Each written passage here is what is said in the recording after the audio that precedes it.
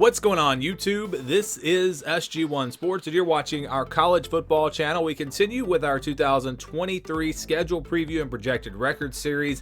The Louisville Cardinals are up next. Here was their schedule from last year, going 8-5. All 5 of those losses coming in the regular season, so 7-5 in the regular season. A schedule that really wasn't all that tough. You look at the non-conference, it's kind of a weird schedule. They had no cupcake games, but they didn't have any really big-time games besides, of course, Kentucky, who they're going to play every year. That was the only Power 5 opponent in the non-conference. But they did play UCF, South Florida, James Madison, all very quality group of 5 teams, and they were able to win all those games. You look back at that Boston College game. They lose that game on the road. That one really hurt. They were obviously a better team if you look at the entirety of the season. They played Pittsburgh and Virginia out of the Coastal Division, so pretty good draw there. And now, of course, no more divisions. So let's look at this schedule without divisions in 2023. And they've got a bunch of weeknight games, which is interesting. So they'll open up against Georgia Tech. That game will be in Atlanta, not at Georgia Tech, but in the Mercedes-Benz Stadium. And that'll be a Friday night game. So the Friday night of that opening weekend, they'll play Georgia Tech in a neutral site conference game. So interesting way to start off the season. That'll be a big game there. And then they turn around and play Murray State on Thursday night. That'll be their one cupcake game. So they'll get them on September 7th. Then they play Indiana, another neutral site game. They play them in Indianapolis. So it's just a weird start to the schedule. 2 neutral site games, 2 weeknight games. Very interesting start to the schedule here for Louisville. Then they'll play Boston College on September 23rd, and then it's NC State on the 29th. That'll also be a Friday night game. So a lot of weeknight games for them. Again, it's a really interesting schedule.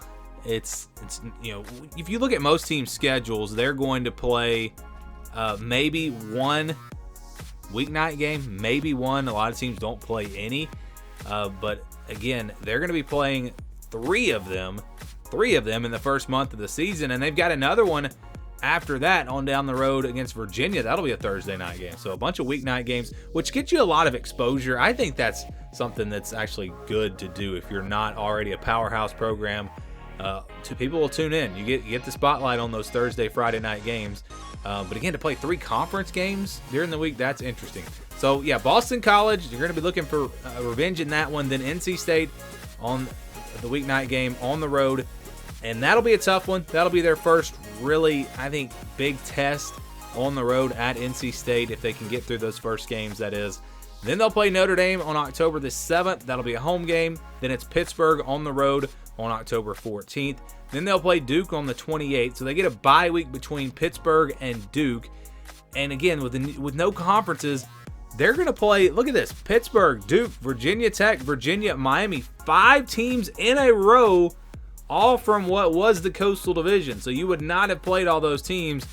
And I tell you what, it bodes well for Louisville this year because you get to play Virginia and Virginia Tech, who have really been down. Miami, Pittsburgh on the road, yeah, those could be tough places to play. Duke is an up-and-coming team. But that's not as bad as playing Florida State and Clemson, who they would have had to play if we still had divisions. So I think Louisville fans got to be loving this conference schedule. But yeah, Virginia Tech on the 4th, and then Virginia on a Thursday night on November 9th.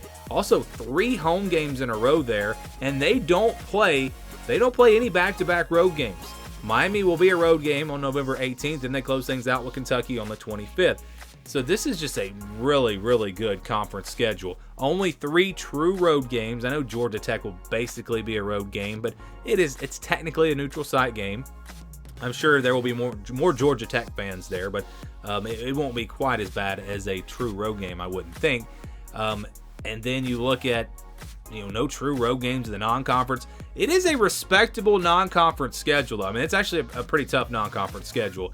3, if you count Notre Dame as a Power 5 team, 3 Power 5 teams, Indiana, Notre Dame, and Kentucky. So they do have a challenging non-conference schedule, even though no true road games. But it's the conference schedule that I really like if I'm a Louisville fan.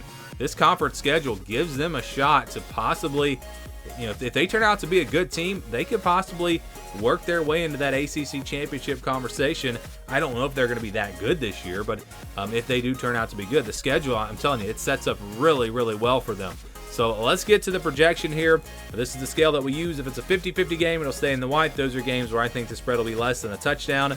Under 20, over 80, those are games where I think the spread will be 20 or more. 20 to 29, 71 to 80, those are games where I think the spread will be double digits, 10 to 19 points. 30 to 39, 61 to 70, those are games where I think the spread will be about a touchdown, 6, 7, 8, maybe 9 points there. So we'll start with the easy win. You've got one of those. Murray State, that's pretty much a guaranteed win, and so we'll give them that one. They should be favored by 24, 28 points, something like that in that one. Then we've got 5 games that I think they'll be favored by about a touchdown. So Georgia Tech, and again with Louisville, the new coach, new quarterback, there will be some question marks as far as how good this team is going to be, but I'm expecting them to be not a top 25 team, but I think they're probably one of those teams maybe just outside the top 25. That's how I'm viewing them, at least right now. Obviously, it's very early. But you got Georgia Tech, Indiana, Boston College, Virginia Tech, and Virginia. They should be a clear favorite in these games. I know they lost to BC last year, but again, they were the better team if you look at the entirety of the season. So they should be favored in all these games. Georgia Tech and Atlanta, maybe that one's closer to a 50-50 game. I think they will be favored by about 6. And then, again, Indiana, Boston College, Virginia Tech, Virginia, I think they'll be favored by about a touchdown. And, again, you get 3 home games in a row. I'm looking back at that. Duke, Virginia Tech, and Virginia. This schedule it really sets up. The only real tough stretch will be probably from NC State to Duke. Those 4 games will be tough, but you get a bye week before Duke. So, really, NC State to Pittsburgh, those 3 games, those 3 weeks, that's the toughest stretch for Louisville next season. Okay, so the rest of the schedule, well, we've got one game where I think they will be a pretty big underdog. That's Notre Dame. I do expect Notre Dame to be a top 10 team this year. I think that Louisville probably will be underdogs in this one by a couple scores, 14, 16 points, probably somewhere in that range. And then NC State, I think they'll be about a touchdown underdog there. Also Clemson, or Kentucky, I should say, I think they'll be about a touchdown underdog in that one as well. So these are 2 games where I think, Louisville's got a shot. I wouldn't say they have no chance in these games, but they're going to clearly be the underdog. But again, only one of these is a conference game. NC State, that's the only conference game where they're going to be a clear underdog. They could lose that game, win the rest of the games, and like I said, you could possibly find yourself in the ACC championship because Clemson and Florida State are going to have to play each other. So one of those teams is guaranteed to have a loss, and it could come down to tiebreakers. Now, I'm not saying they're going to win all these games, but it gives them a chance. Again, if they're a good team, it gives them a chance in the ACC. But yeah, Pittsburgh, Duke, Miami, those are your 50-50 games in my opinion. Really, those games could go either way. I think the spread will be less than a touchdown. I'd probably put the home teams as the favorites. I'd say Louisville will be about a 3-point underdog against Pitt and Miami, probably about a 3-point favorite against Duke, but definitely they've got a shot in all 3 of those games. So the projection, it's interesting. We talk about this schedule not being too bad, and you've only got 1 game where you're a big underdog, 2 games where you're a slight underdog. But the fact is you don't have the easy wins in this schedule. You don't have the guaranteed wins outside of Murray State. So when you average all this out, it actually kind of makes the overall schedule kind of tough, I guess. And the projection actually comes out to 6-6. So even though, again, they're favored in half of these games, and then you got 3 50-50 games, because there is only the 1 easy win against Murray State. When you average all these numbers out, you actually get a projection of 6-6. And I think the number was actually 6.45. So it was very close to being rounded up to 7-5. Really, they're right there in the middle of 6-6 and 7-5. So although they're going to be favored in a lot of these games, 8-4 I think is a definite possibility. If I was just looking at this schedule, not making an official prediction, but just look at the schedule, and I'd probably put them closer to 7-5 or 8-4. But again, when you have all these games, the games in the purple here, yeah, they're going to be favored in all those, but the odds would say they're not going to win all of those games. They're not going to be huge favorites in those games, so they're probably going to lose 1 or 2. Probably going to lose 1 or 2 of these 50-50 games. And then if you lose to NC State, Notre Dame, Kentucky, you can see how they could possibly wind up at 6-6. So that's the projection for Louisville in 2023, that the Cardinals will go 6-6.